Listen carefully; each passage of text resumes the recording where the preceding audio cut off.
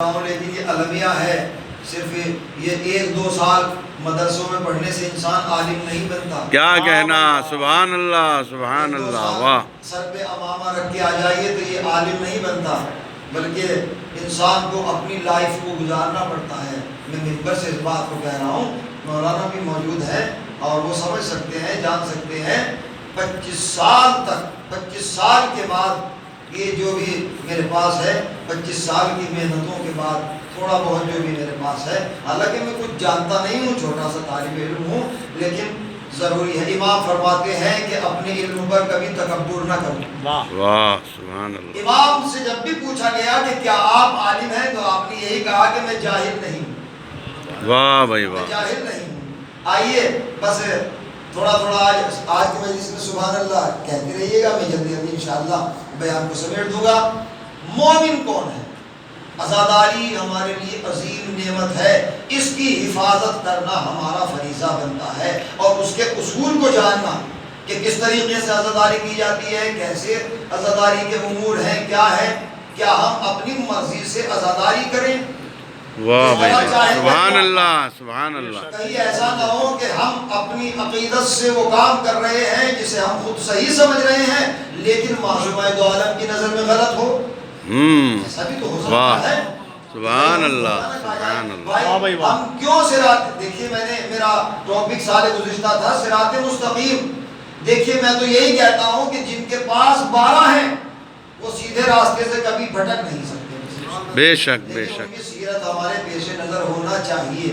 بس عزاداری ہماری شان ہے، عزاداری ہماری پہچان ہے، عزاداری ہماری زندگی ہے، ہماری حیات ہے، اسی کے ذریعے سے۔ اور میں اکثر یہ کہتا ہوں کہ ہم پوری دنیا میں نے کوئی نقطہ نہیں بیان کیا ہے، نہ کوئی واہ واہ کا مطالبہ کیا ہے، لیکن ایک بات میں کہنا چاہتا ہوں، ہم پوری دنیا میں سب سے کم ہیں، لیکن سب سے کم ہو کر بھی سب سے زیادہ ہیں۔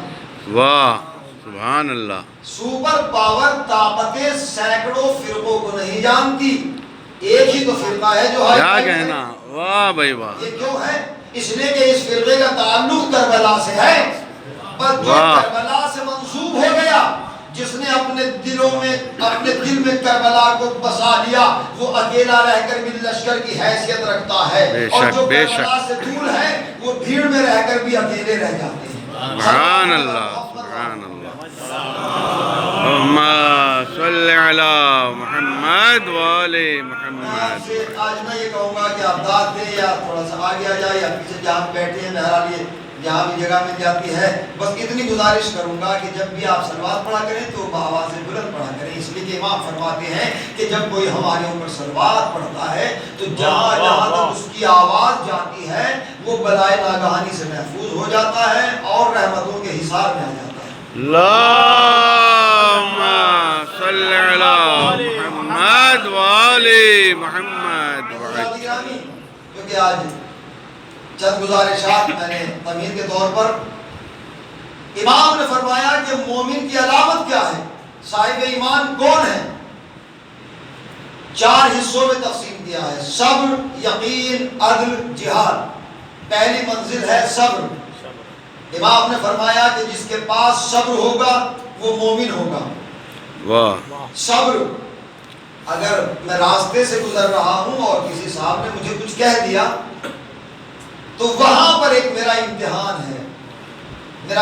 ہے، اگر میں اس کو ضبط کر جاؤں تو میں خدا کی نظر میں کامیاب ہوں، لیکن یہ زمانہ تو ایسا ہے کہ اینٹ کا جواب پتھر سے دیا جاتا ہے۔ وہاں ہمارے آخری رسول پر کوڑا ڈالا جا رہا تھا، عصیان کہا جا رہا تھا، مجنون کہا جا رہا تھا، لیکن ہمارے آخری رسول نے اینٹ کا جواب پتھر سے نہیں بلکہ پھولوں سے دیا ہے۔ کیا کہنا، واہ بھائی۔ اور جب پھولوں سے جواب دیا ہے تو پھر وہ پتھر مارنے والے خود در رسول پہ آ کر کہتے ہیں آپ ہمیں کلمہ حق ہماری زبان پر جاری کرا دیجیے گا۔ سبحان اللہ۔ اسلام جو ہے وہ اخلاق و کردار کی طاقت سے ملتا ہے، تلوار کی طاقت سے نہیں ملتا۔ واہ بھائی واہ، سبحان اللہ۔ اخلاق، ہمارا کردار کیسا ہونا چاہیے؟ بہت سی حدیثیں ہیں، 300-400 حدیثوں کو میں نے جمع کیا ہے، تو بہرحال درمیان گفتگو میں کچھ اور بھی چیزیں پیش کرتا رہوں گا آہستہ آہستہ۔